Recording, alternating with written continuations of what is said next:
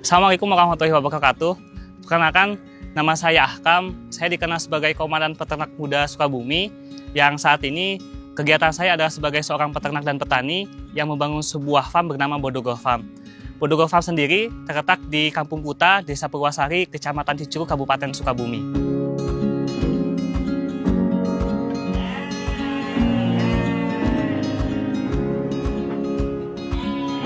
Bodogor Farm sendiri dari awal mengusung sebagai sebuah peternakan yang modern, terintegrasi dengan konsep wisata edukasi di Sukabumi.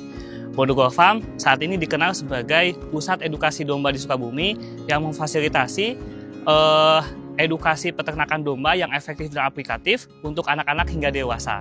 Untuk mencapai visinya, Bodogor Farm sendiri menerapkan 6 prinsip manajemen. Pertama ada manajemen ternak modern, yang kedua ada manajemen kandang modern, yang ketiga ada manajemen pakan mandiri dan modern, yang keempat adalah manajemen pengolahan limbah, yang kelima adalah integrasi pertanian, dan yang keenam adalah konsep wisata edukasi. 6 manajemen inilah yang menjadikan Bodogor Farm itu bisa hadir dan berjalan hingga saat ini. Bodogor Farm sendiri dalam skup bisnis peternakannya, dia melaksanakan breeding, fattening, dan juga trading. Meskipun daripada itu, Bodogor Farm sendiri memanfaatkan berbagai peluang-peluang tambahan dan juga hilirisasi dari bidang peternakan domba, sehingga apa yang kita dapatkan atau keuntungan yang kita dapatkan itu bisa didapatkan secara maksimal. Itu yang dilaksanakan oleh Bodogor Farm. Bodogor Farm sendiri hadir di Kabupaten Sukabumi.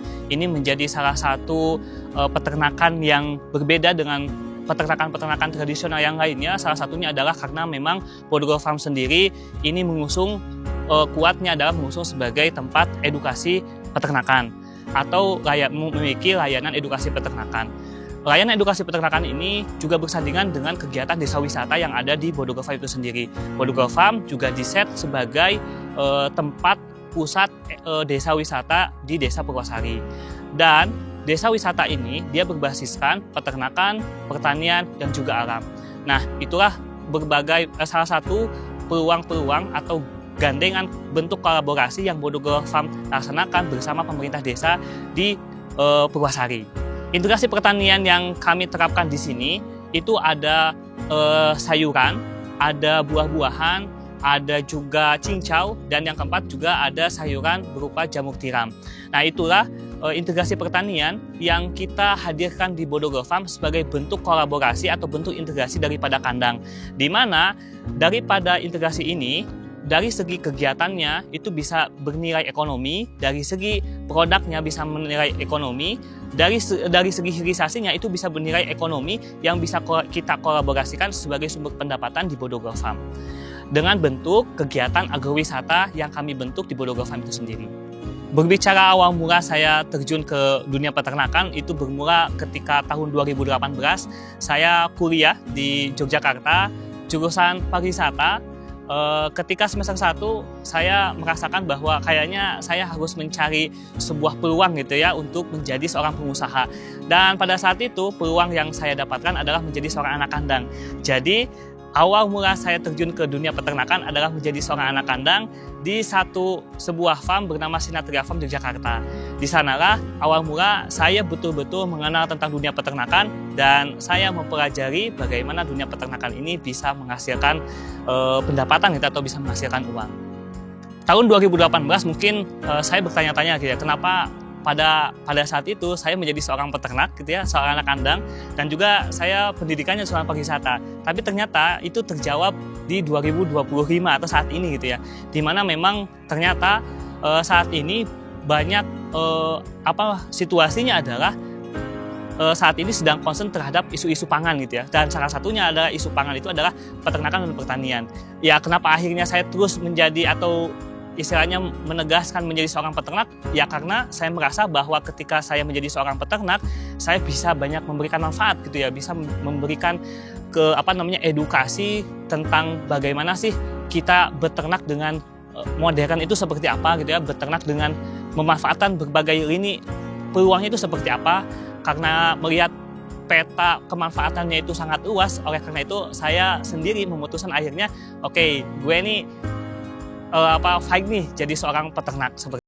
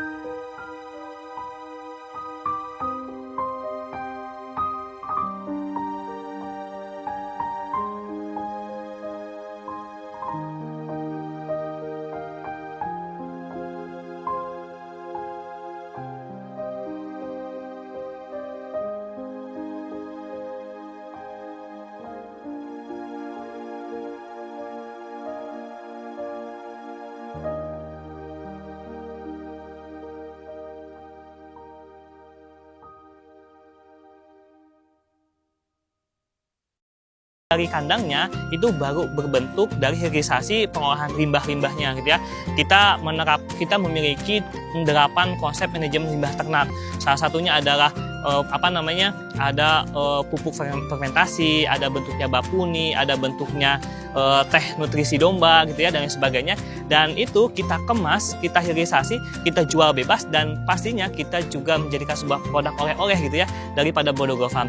Nah, ke depan Bodogo Farm sendiri disetting berharap di mana orang datang ke sini juga bisa menikmati olahan-olahan dagingnya gitu ya, baik itu sate, baik itu olahan gulai ataupun yang lain sebagainya.